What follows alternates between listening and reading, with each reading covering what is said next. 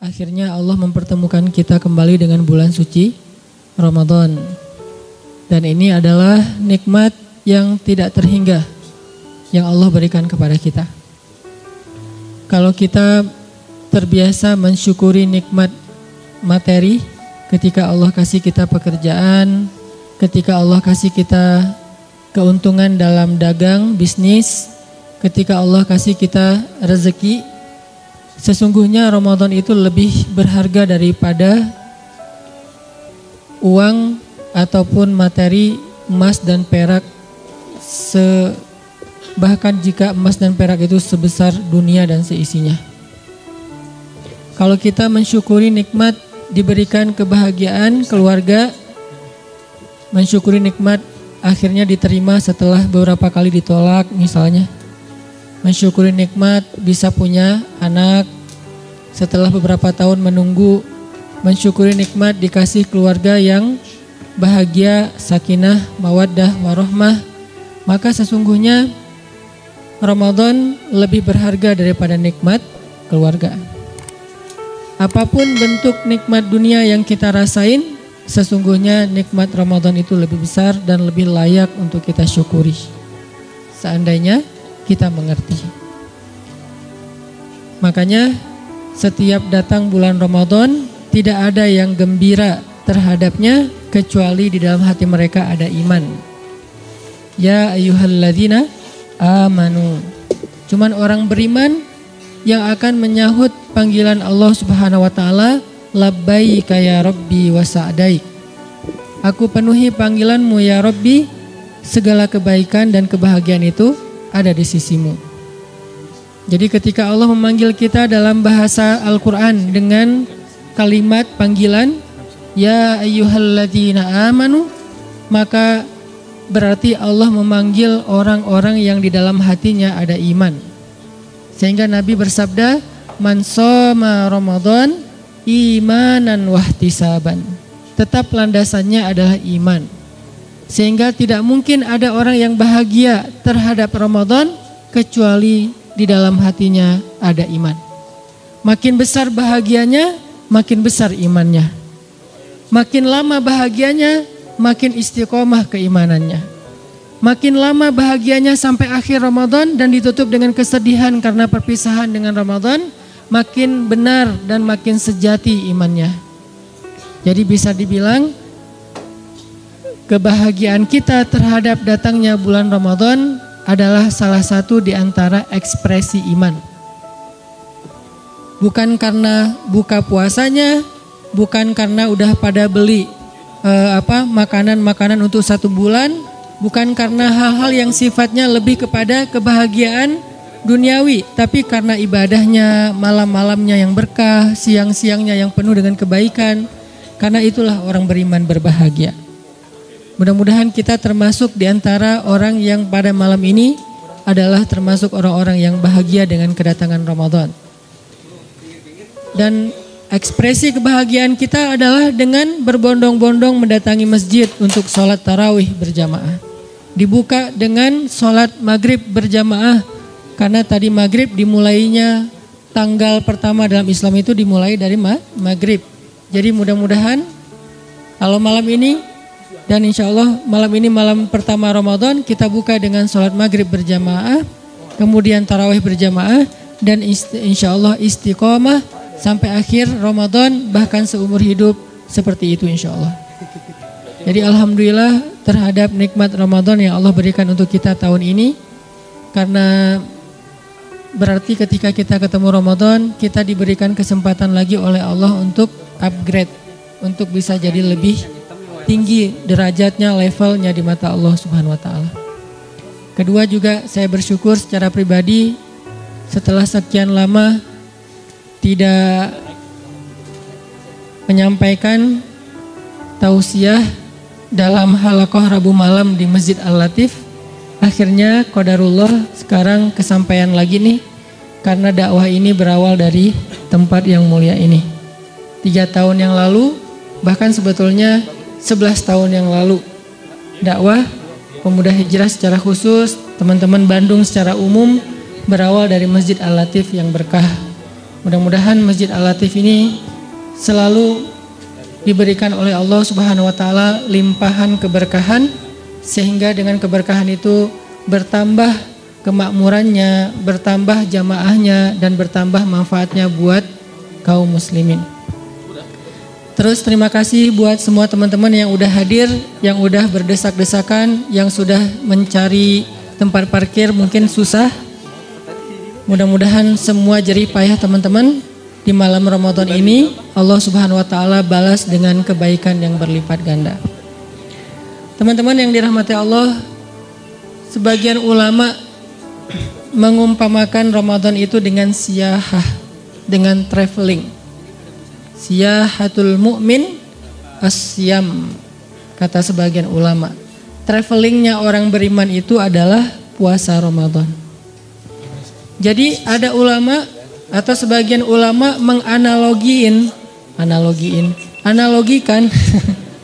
menganalogikan puasa Ramadan itu dengan analogi traveling. Dan ini kayaknya kita banget nih. Kenapa saya ngambil angle ini? Karena saya senang traveling. Kayaknya lebih bisa menjiwai gitu.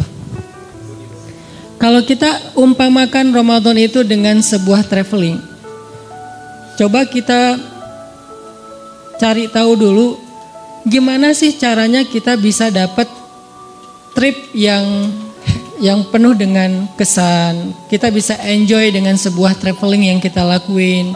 Kita bisa have fun ketika lagi traveling. Apa sih yang buat kita ngerasa bahagia ketika lagi traveling? Apa yang kita lakuin supaya traveling kita itu berkualitas? Apa yang kita lakuin supaya ketika kita have trip, ketika kita ngelakuin traveling itu kita bisa enjoy banget. Nih kalau analoginya dengan siyahatu al-mu'min, travelingnya orang yang beriman. Yang pertama, kalau kita pengen traveling itu biasanya kita akan coba milih travel agent mana yang kita bakalan pakai jasanya. Sama kayak orang umroh tuh kan banyak banget tuh iklan-iklan umroh tuh. Kita bakalan membanding-bandingkan itinerary-nya, program-programnya, pembimbingnya siapa, terus juga fasilitasnya apa aja, sampai rate-nya berapa. Kita ngebandingin antara satu agent dengan agent yang lain. Kecuali emang kita anak yang backpackeran sejati gitu ya. Cuman kalau kita pergi ke sebuah tempat yang kita belum kenal, rasa-rasanya buat orang yang seperti saya agak-agak manja, traveler manja gitu, agak kayaknya nggak mau ngambil resiko deh. Kayak kemarin misalnya saya ke Turki, terus ngambil satu trip ke daerah Kapadokia. Karena saya belum pernah sama sekali ke Kapadokia, saya nggak berani pengen backpackeran sama istri. Takutnya nanti dia ngambek karena saya ternyata nggak hafal jalan segala macam kan ya. Daripada traveling kita jadi bad mood, jadi nggak nyaman, ya udah deh kita pakai travel agent lokal. Dan ternyata benar. Seandainya saya nggak dapat advice dari agent lokal itu, saya udah pesan pesawat yang paling murah, Pegasus. Landing di Bandara Ataturk Istanbul pakai Turkish, kemudian nanti naiknya Pegasus ternyata ganti terminal atau ganti bandara. Jarak antara bandara Turkish Airlines dengan Pegasus tuh sekitar 2-3 jam. Antara 2 sampai 3 jam. Kan lumayan wasting time ya, lumayan ngabisin waktu tuh. Alhamdulillahnya karena kita pakai travel agent lokal, mereka kasih tahu jangan naik Pegasus. Mungkin lebih murah sekitar $20-30 lah. Tapi kalau nyewa taksi di sana mahal taksinya dari bandara ke bandara. Ternyata malah lebih boros dan ngabisin waktu. Oh, alhamdulillah akhirnya kita pakai Turkish dengan bagasi yang lebih banyak 20 kilo. Kalau pakai Pegasus cuma 10 kilo. Berarti barang kita yang dari Indonesia harus dititipin dulu di bandara. Kalau dititipin cost lagi gitu kan. Hal-hal yang kayak gini itu butuh advice, konsultasi dengan travel agent lokal. Sehingga ketika kita pakai jasa travel agent, kita tinggal tunggu beres doang, ngikutin aja program mereka. Itinerary-nya ketika di Kapadokia ngapain, nanti hari pertama kemana, hari kedua kemana, dibawa jalan kemana, nanti makannya di restoran lokal yang mana. Mudah, kita tinggal ngikutin doang, sehingga perjalanan kita nyaman dan bisa menikmati. Kebayang gak kalau misalnya saya travelingnya di kota yang saya belum kenal, terlalu backpackeran. Yang pertama tadi udah bete gara-gara ganti terminal pesawat. Bete lagi ternyata cuma 10 kilo, nggak 20 kilo bagasi. Bete lagi pas keluar turun landing di Kapadokia, ternyata harus naik taksi dulu jauh 1 jam ke Goreme, kota tempat wisatanya. Belum lagi nanti nyari-nyari hotel go show gitu kan lebih mahal daripada pesan duluan lewat agent segala macam. Pokoknya banyak BT-nya lah. Sehingga nggak maksimal. Begitu juga dengan siyahatu Ramadan, traveling bulan Ramadan.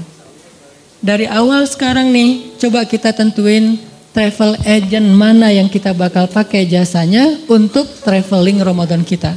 Apa maksudnya Ustadz? Pilih masjid, pilih komunitas, pilih program Ramadan mana yang paling cocok buat kita yang udah banyak banget di Bandung. Ada Al-Latif, ada Istiqomah, ada Salman, ada Al-Murabbi, ada Habibur Rahman, ada Al-Hidayah Arcamanik, ada di mana-mana dah pokoknya. Kita tinggal pilih travel agent Ramadan ini mana yang itinerary-nya paling cocok sama kita, yang mungkin kalau emang ada biaya infak untuk operasional rate-nya berapa, yang mungkin juga siapa pembimbingnya di situ. Sehingga dengan travel agent Ramadan kita tinggal ngikutin aja itinerary-nya, itinerary khataman 30 juz. Itinerary misalnya nanti ada program belajar Al-Quran, belajar hadis, belajar apa, itinerary itikaf, itinerary apa, kita tinggal milih di antara travel agent. Ini lebih mudah buat Ramadan kita daripada kita Ramadannya backpackeran. Kalau Ramadan backpacker sendiri tuh banyak nanti bingungnya, ini ngapain lagi ya, ini gimana, dan gak ada yang mensupport kita, gak ada yang mementoring kita. Tetap berjamaah itu lebih berkah daripada sendiri. Ini nih analogi dengan poin pertama, bahwa siyahah orang yang beriman itu, travelingnya orang beriman itu adalah Ramadan. Pilih travel agent kita. Mau masjid yang mana? Atau kita bisa mix beberapa travel agent. 10 pertama misalnya di masjid A, 10 kedua di masjid B, 10 ketiga di masjid C yang paling nyaman, atau ganti-gantian masjidnya. Yang penting kita ikuti program yang sudah dibuat oleh masing-masing lembaga itu, masjid itu atau komunitas itu. Insya Allah ini akan lebih maksimal. Biarkan kita mengikuti program yang sudah dibuat, kecuali kita emang udah pro banget dalam traveling ya, emang anak traveler banget, sehingga kita bisa bikin program sendiri. Dan selain program yang udah dibikin sama travel agent Ramadan itu, kan masih ada banyak free time ya, yang kita bisa memprogram diri sendiri. Kayak misalnya program dari masjid tertentu, pagi kita tilawah bareng-bareng, nanti kan siang masih free time sampai sore. Nanti sore ada kajian hadis, menjelang berbuka, membaca hadis-hadis keutamaan Ramadan, puasa, tahajud segala macam. Dan itu kan kita kalau ngelakuin sendiri agak-agak boring kan, agak-agak garing krik-krik gitu kan.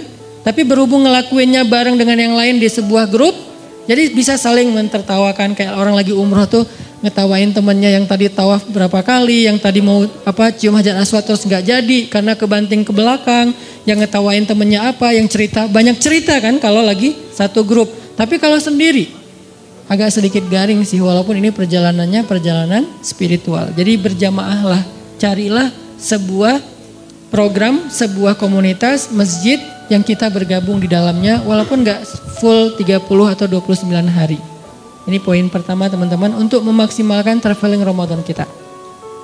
Kedua, kalau di umroh haji itu ada istilah manasik ya. Jadi sebelum orang berangkat ke sana, di sini ada Ustadz Luman yang lebih pro dari saya nih dalam bab umroh. Punten Ustadz. Kalau mau berangkat umroh itu kan suka ada manasik. Kadang-kadang sekali, 2 kali, kalau haji bahkan beberapa kali secara reguler. Apa fungsi manasik? Supaya kita belajar tentang fikih ibadah selama kita berada di umroh. Dan ternyata manasik ini walaupun istilahnya identik dengan umroh dan haji, tapi juga berlaku dalam puasa Ramadan. Kita perlu belajar dulu nih. Jangan-jangan apa yang pernah kita baca tahun lalu udah lupa. Kayak misalnya kalau udah yang standar lah ya, kalau udah witir pas tarawih masih boleh witir lagi enggak Ustadz? Standar kan? Ini setiap tahun dijawab tapi setiap tahun ditanya gitu. Ustadz, imsak itu yang mana? Pas bunyi telolet atau pas azan? Nah ini dari tanya terus setiap tahun udah ada jawabannya. Terus Ustadz, kalau misalnya kita, maaf buat yang udah nikah, yang jomblo tutup telinga dulu. Buat yang udah nikah, kalau ciuman di siang hari batal puasa enggak? Saya bilang ciumannya gimana? Coba diperjelas, ada videonya enggak? Modus ya. Ternyata udah pernah ditanya juga oleh sahabat kepada Nabi. Gimana kalau misalnya kita azan subuh, artinya udah lewat waktu imsak, tapi kita masih belum mandi besar, masih junub. Apakah puasa kita sah? Pertanyaan-pertanyaan yang lebih kepada tutorial puasa. Tutorial Ramadan atau teknis. Nah ini kita coba manasik diri kita dengan belajar lagi, buka lagi bukunya, YouTubean lagi, Google lagi, cari lagi di beberapa referensi. Supaya apa? Supaya pas kita jalan, kita tuh nggak terlalu polos. Kita tuh nggak terlalu blank gitu. Kayak orang umroh tadi, dia tahu, oh tawaf itu 7 kali. Jangan mentang-mentang semangat jadi 10 kali gitu atau 1000 kali. Nggak ada juga sih. Atau tawafnya, tuh ada yang tawafnya pakai roda tuh kan ya, wheelchair gitu kan ya. Gua pakai skateboard aja dah tawaf sih, ngeboseh gitu kan. Wis pakai ngetrik, oli lagi di depan sana. Dipanggil-panggil sama askar. Kenapa? Karena kita nggak baca tutorialnya dulu. Sama kayak cewek-cewek yang mau berhijab kan biasanya baca tutorial hijab kayak gimana atau lihat di YouTube. Oh hijab yang kayak gini bagus tuh, yang sebelahnya dikasih kayak bunga mawar gitu, sebelahnya bunga kaktus gitu, ada 2 model bunga gitu kan. Oh ternyata begini cara pakai jilbab yang kekinian, yang lagi ala-ala apa gitu. Nah ini semuanya butuh baca tutorial dan kita bekali diri kita biar nggak terlalu awam. Sehingga nanti kayak misalnya apakah batal puasa kalau kita membersihkan mulut kita dengan pasta gigi atau cukup dengan air aja. Tapi kalau airnya kebanyakan ketelan gimana? Pas lagi wudhu kumur-kumur ketelan dikit sih dan rasanya segar gitu, gimana gitu. Gak sengaja sih Ustadz, cuman sering gitu. Itu gimana hukumnya? Nah kayak gini-gini cari aja, jangan tanya saya ya. Coba cari, kita googling bareng-bareng. Nanti insya Allah juga akan ada kajian-kajian yang banyak. Sebagiannya akan dibahas oleh para Ustadz. Intinya bekali diri kita. Sama kayak kita misalnya mau traveling ke satu daerah, cari tahu dulu tentang daerah itu kan. Kayak misalnya kita mau kemana gitu, mau ke Jepang, mau ke New Zealand, kita udah baca di sana tuh ada objek wisata apa aja sih, ada spot apa aja sih yang seru, yang bisa bikin perjalanannya lebih berkualitas. Oh nanti datang ke museum, oh nanti yang museum itu jaraknya sekian, kita baca itinerary-nya ini apa sih. Kayak misalnya kita ke Yordania kan ada Petra atau ada apa gitu, oh ternyata ada sejarahnya. Jadi kalau kita udah baca dulu culture-nya, sejarahnya, apa tentang kota yang kita bakal datengin, pas kita sampai di sana tuh kan lebih kerasa kan, lebih menjiwai soalnya kita udah baca tentang kota itu. Kayak orang dari dulu tuh ambisinya pengen ke Korea banget. Dia udah sering nonton drakor, udah sering K-pop, udah sering cari tahu gosip-gosip Korea apa gimana gitu. Terus yang cewek-cewek Korea yang udah muslim berhijab siapa aja di follow gitu kan ya. Di stalking, udah nikah belum ya? Oh ternyata belum, mudah-mudahan saya first like terus. Padahal biasa aja sih buat dia. Nah ini kan kenapa pengen ke Korea? Karena terobsesi oleh film-film drama Korea. Kenapa orang pengen ke Belitung? Gara-gara Laskar Pelangi. Kenapa dulu orang pengen ke Mesir? Gara-gara ayat-ayat cinta. Sebelum ayat-ayat cinta Mesir nggak terlalu jadi favorit kecuali buat orang yang memang pengen belajar sejarah. Setelah ayat-ayat cinta, gimana yang Mesir pada berbondong-bondong ke Mesir. Habis Laskar Pelangi pengen berbondong-bondong ke Belitung. Habis apalagi nanti kayak 99 Cahaya Eropa pengen kemana di Eropa teh. Habis film apa gitu Muhammad Al-Fatih pengen ke Turki. Habis ini pengen kemana. Kenapa kita jadi terobsesi, jadi pengen banget ke sana gara-gara udah dimanasik dengan info atau film atau ilustrasi tentang sesuatu yang kita bakal datengin. Gitu juga dengan Ramadan. Kalau kita udah kenal banget dengan Ramadan, fadail, keutamaan. Apa sih hal-hal yang seru di bulan Ramadan? Apa sih serunya tahajud di bulan Ramadan? Apa sih serunya tarawih di bulan Ramadan? Apa sih serunya tilawah di bulan Ramadan? Apa sih serunya berbuka puasa dan ngasih orang makanan berbuka di bulan Ramadan? Serunya apa? Kita cari tahu. Makin kita tahu, makin kita terobsesi pengen memaksimalkan perjalanan itu. Makin kita cari tahu, kita makin semangat. Dan ini hal yang sangat wajar. Sama kayak kayak Disneyland gitu di beberapa negeri kan, di Jepang, di mungkin nggak tahu di Singapura ada apa enggak, kayak di Hong Kong. Kenapa orang datang ke sana terutama yang bawa anak kecil? Karena anaknya itu udah sering nonton film-film animasi tentang Disney gitu kan. Jadi dia pengen lihat tokoh-tokoh yang selama ini dia lihat di layar laptopnya atau di layar TV-nya. Ini keobsesi. Begitu juga tentang Ramadan. Coba bekali diri kita. Ternyata salah satu yang paling populer nih, bulan Ramadan itu bulan yang di dalamnya Allah turunkan Al-Quran. Ini standar judul, tapi coba gali lagi kalimat ini. Gimana sih proses turunnya Al-Quran? Gimana sih kronologis turunnya Al-Quran? Gimana sih adegan turunnya Al-Quran? Siapa aja sih yang bawa Al-Quran? Gimana? Siapa malaikat-malaikat yang membawa Al-Quran? Malaikat pembawa Al-Quran itu dalam Al-Quran disebut dengan malaikat safaroh kiramim baroroh. Apa arti safaroh? Brand ambassador.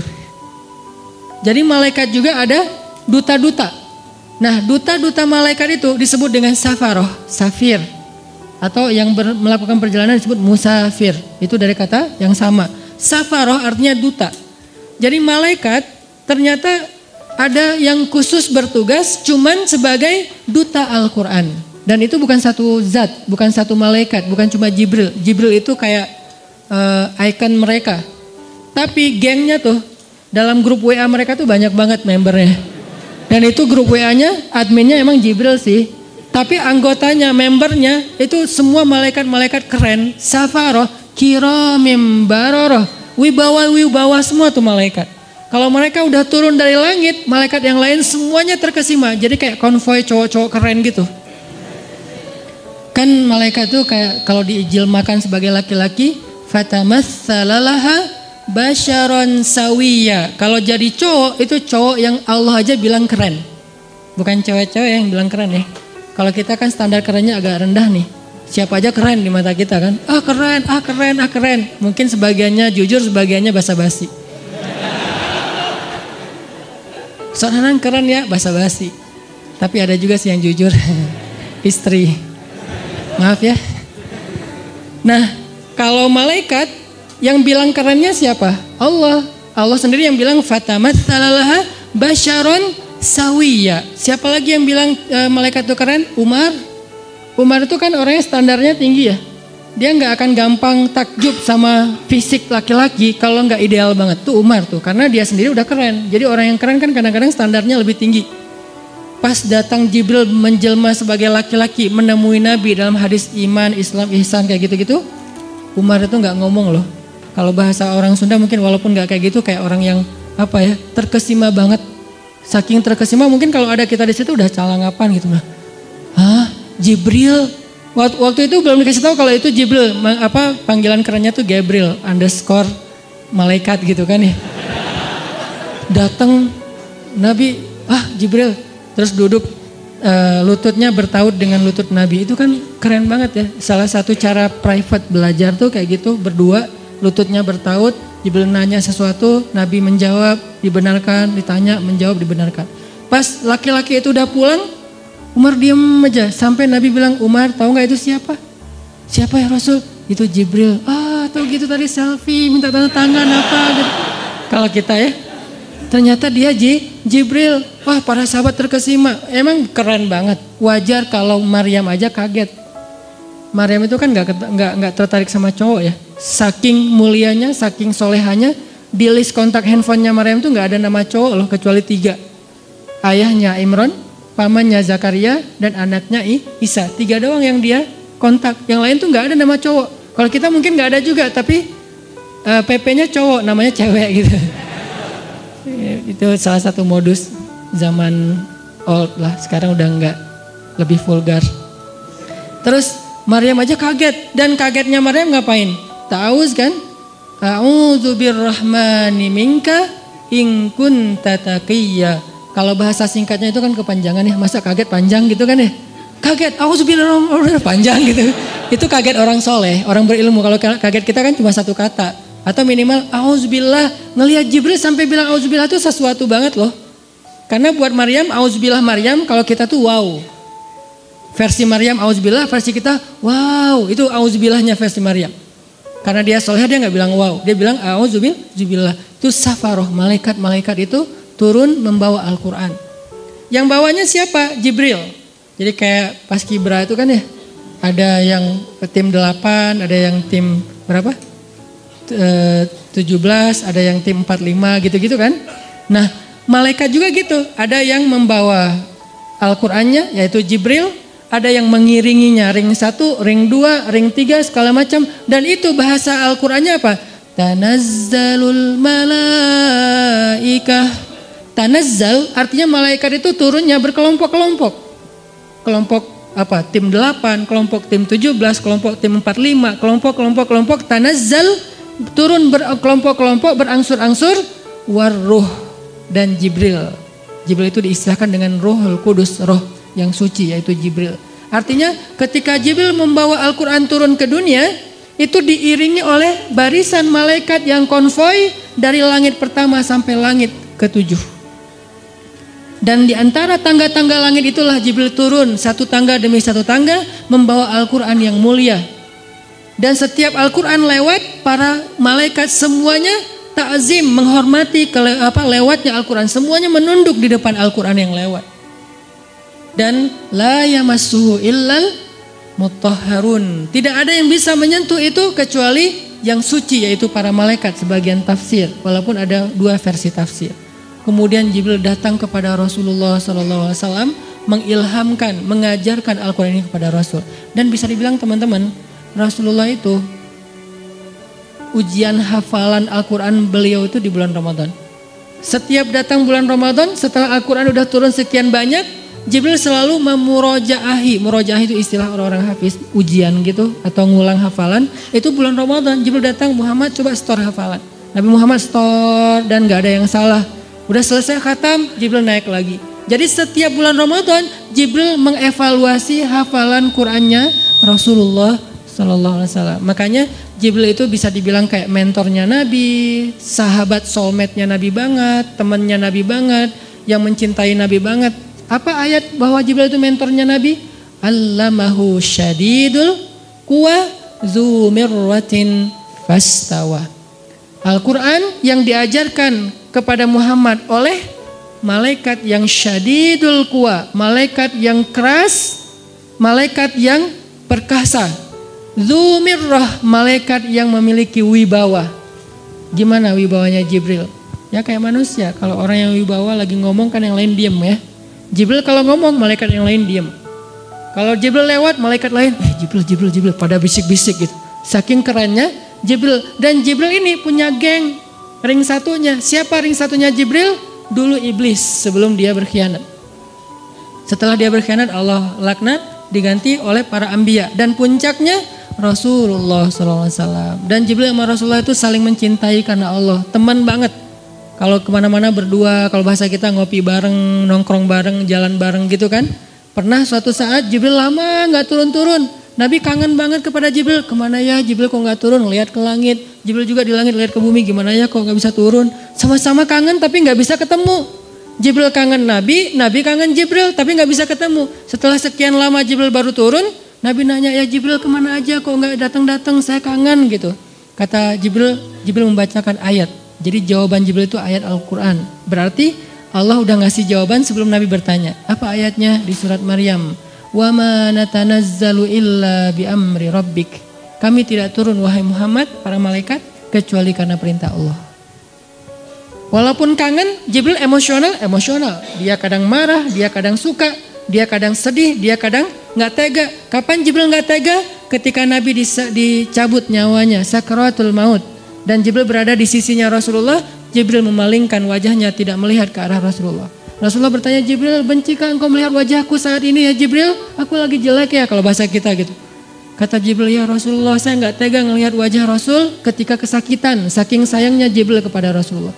Jadi malaikat itu bukan plain, kayak robot gitu, gak ada emosional. Ada emosionalnya, cuman emosional malaikat juga karena Allah. La ya'sunallaha ma amarahum wa yaf'aluna ma yu'marun. Mereka gak pernah bermaksiat, termasuk dalam perasaannya, suka, benci.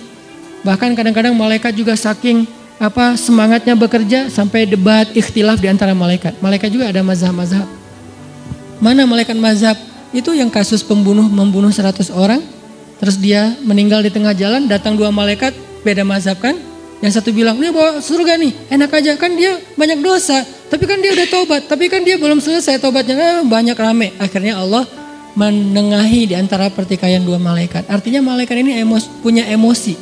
Cuman emosinya itu nggak kayak kita, yang bapernya baper subjektif, dikit-dikit baper, misalnya yang marahnya nggak jelas alasannya apa, yang cintanya cinta buta dan segala macam lah. Kalau malaikat kayak gitu. Jadi malaikat cinta sama Rasul tapi nggak bisa ketemu. Wa ma natanazzalu illa bi amri rabbik.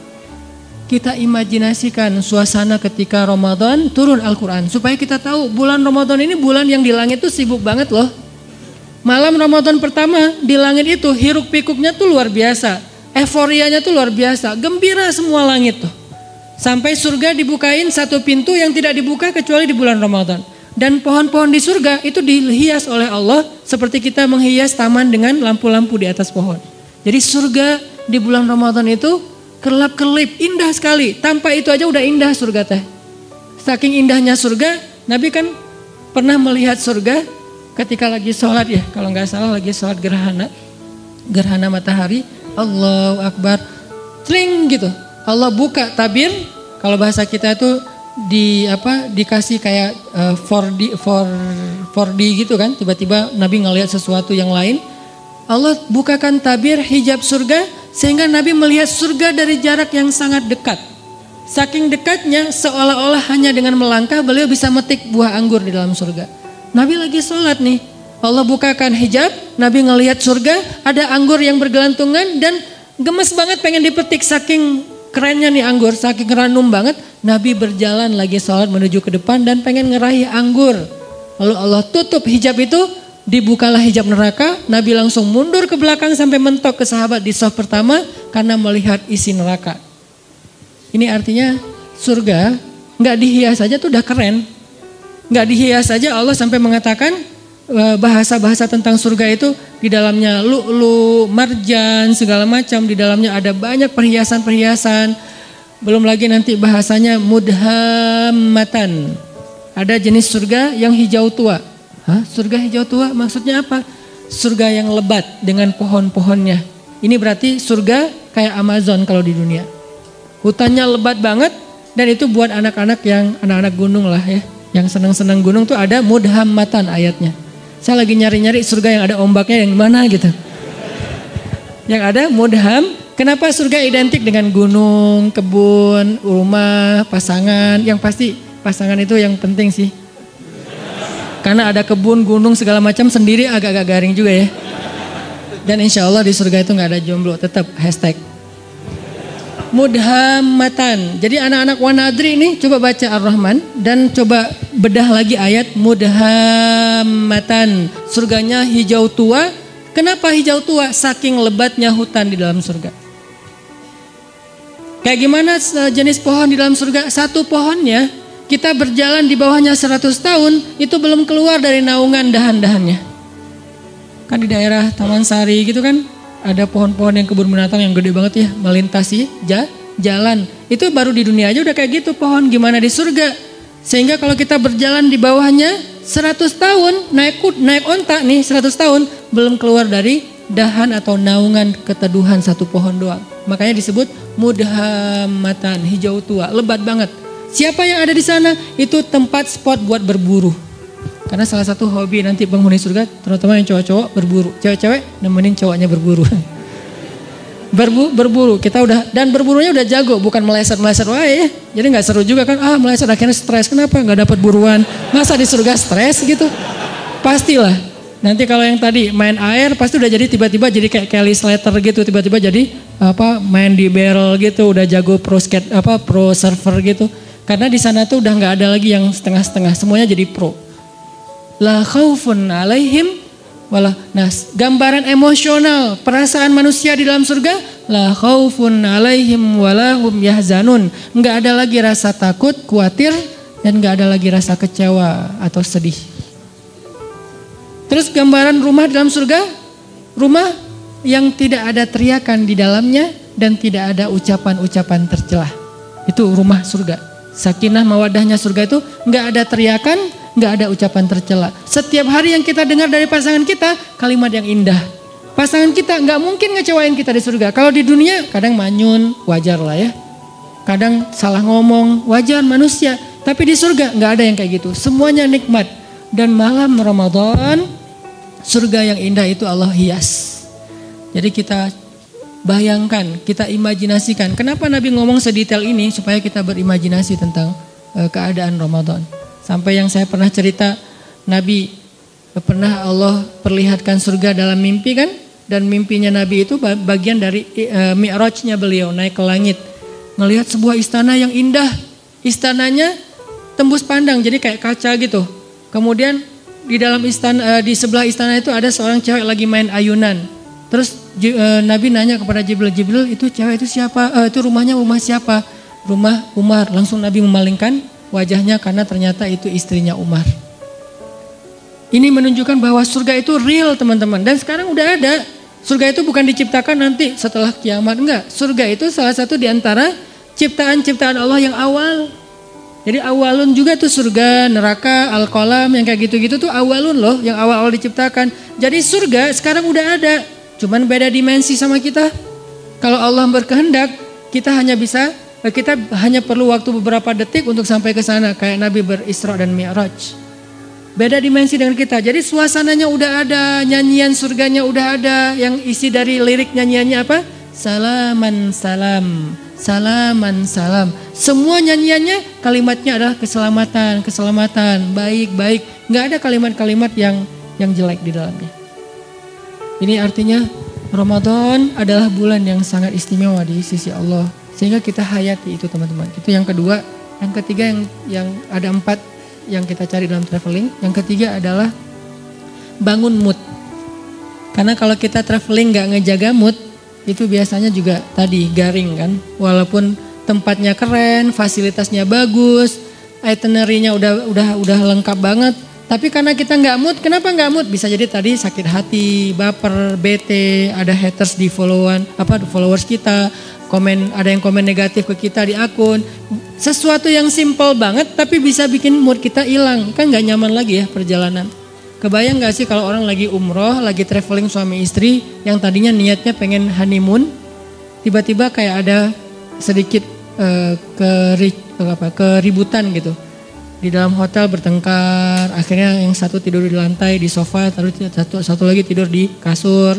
Atau pas keluar makan sarapan, keluar sendiri-sendiri, terus pas jalannya masing-masing sendiri-sendiri, nggak saling menyapa. Buat apa traveling kalau kayak gitu kan nggak nyaman banget nih. Kenapa bisa jadi gini? Karena moodnya hilang.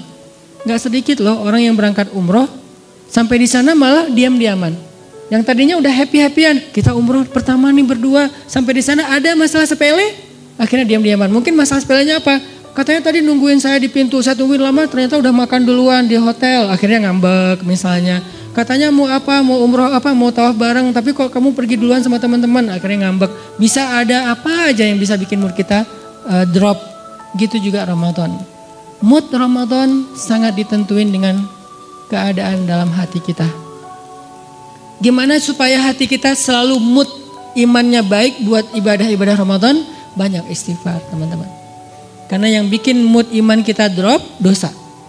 Saya selalu ngulang-ulang kalimat dari ulama, min awwalil khair an tatrukas syarr. Awal dari semua kebaikan itu tinggalin dosa. Salah satu cara ninggalin dosa, istighfar. Sehingga kalau kita membiasakan istighfar, insya Allah mood kita tuh naik lagi tuh. Istighfar tuh kayak charging. Jadi makin sering kita istighfar, makin naik persentase mood kita.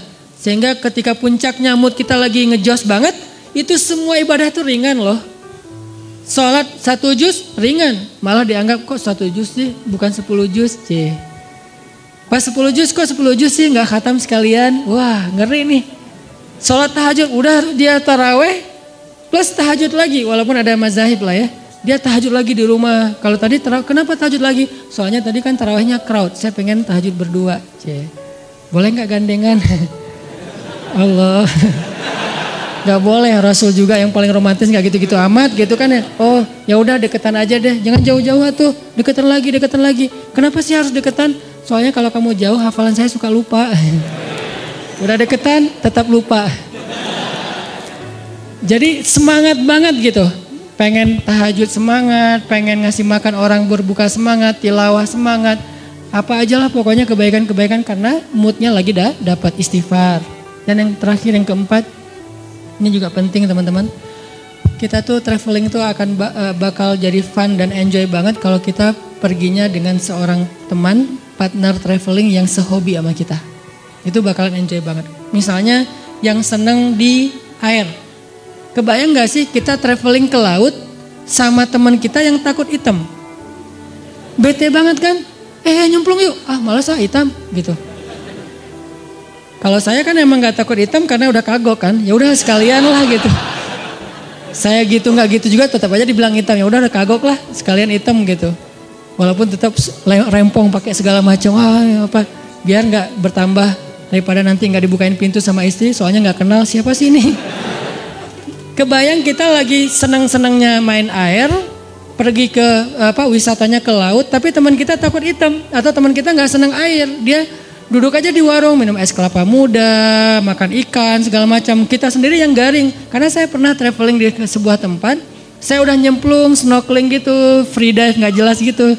Kenapa nggak jelas free dive tapi cuma setengah meter gitu, free dive gitu. Karena khawatir kalau yang jurang-jurang di dalam laut. Pokoknya lagi free dive gitu, teman-teman pada selfiean gitu. Seru loh ini banyak ikan hias, banyak terumbu karang. Oh iya Ustaz bagus, tampil selfie. Cuman 15 menit saya langsung naik lagi ke boat. Kenapa? Gak seru, garing banget. Masa saya mau jadi sendiri doang di situ di laut, yang lain pada di atas kapal. Ini karena gak dapat partner yang sehobi. Sama kayak kita yang senang gunung, ngajak orang yang malas banget ke gunung. Kedinginan, banyak nyamuk, belum lagi nanti jurik segala macam, khawatir. Masa saya mau ke belakang, terus bangunin kita, kenapa? Takut gitu kan ya, kan gak seru banget kan, belum lagi dia lebay gitu orangnya ke gunung kayak nonton film horor, dikit-dikit peluk gitu. Ya kalau itu pasangan, kalau teman kos-kosan gitu kan geli ya. Ini gak sehobi nih sama kita nih ke gunungnya, jadi gak akan nyaman perjalanan kita trip ke gunung. Atau yang ke mall, saya sering merhatiin nih kalau lagi nganterin istri ke mall, apalagi mallnya yang agak-agak rame gitu kayak pasar baru ya. Saya kalau datang ke tempat-tempat yang crowd gitu, saya perhatiin apa? Wajah bapak-bapak. Itu semuanya kerung gitu. Ibu-ibunya beda banget nih ekspresi antara ibu-ibu sama bapak-bapak kalau di mall teh. Apalagi mallnya yang pasar-pasar gitu kan, bapak-bapaknya sambil bawa dagang bawa bawaan gitu istrinya kan nggak bawa, jadi nggak berasa belanja banyak kan, kayak free gitu. Belum ada apa-apa yang dibeli. Si bapaknya ini apa? Makanya kan ada sunnah Nabi dalam sunnah berbelanja. Salah satunya apa? Suatu hari Nabi lagi belanja bareng dengan Abu Hurairah, ditemenin gitu. Pas Nabi udah beli sesuatu, Abu Hurairah pengen ngambil. Ya Rasul biasa bawa. Kata Nabi, seorang yang belanja membawa belanjaannya sendiri. Itu sunnah belanja. Kenapa kita bawa belanjaan sendiri? Biar tahu kalau kita udah belanja banyak. Kalau yang bawanya supir, suami atau siapa gitu, kita nggak tahu. Makanya belanja bawaan sendiri. Udah banyak akhirnya males gitu kan. Atau naruh dulu di bagasi mobil balik lagi. Tetap aja. Itu wajah bapak-bapak tuh rata-rata tuh bete banget loh. Kalau di tempat-tempat crowd gitu ya. Semuanya pada bete. Kalau seandainya mereka bisa memilih. Cuman gak dikasih pilihan sama istrinya.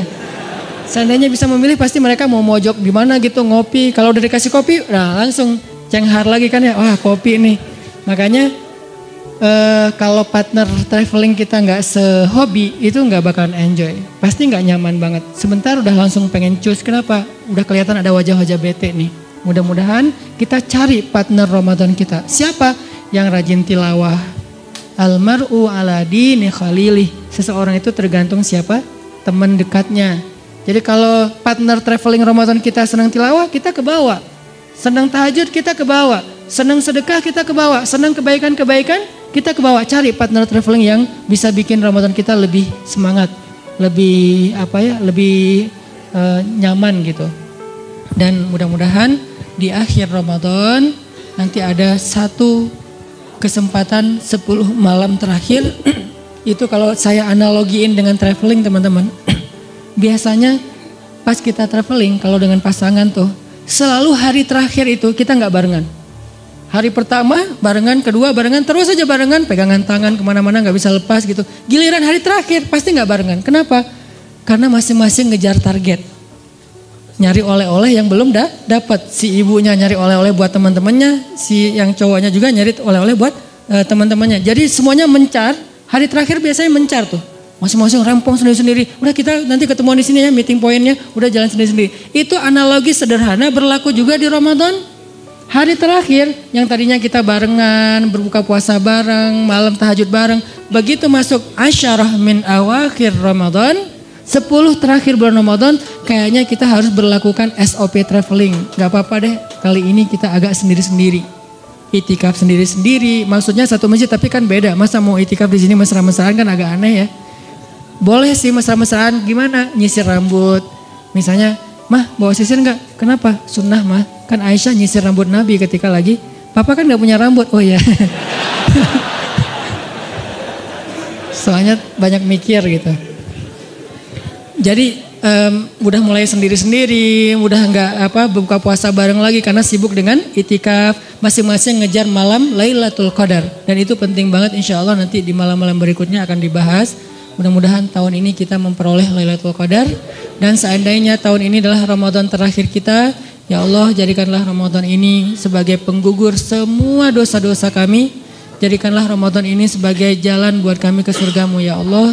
Dan jadikanlah Ramadan ini adalah Ramadan terbaik dalam hidup kami. Semoga Allah memberkahi bulan Ramadan kita. Kullu am wa antum bi khair. Ramadan karim. Billahi taufiq wal hidayah. Wassalamualaikum warahmatullahi wabarakatuh.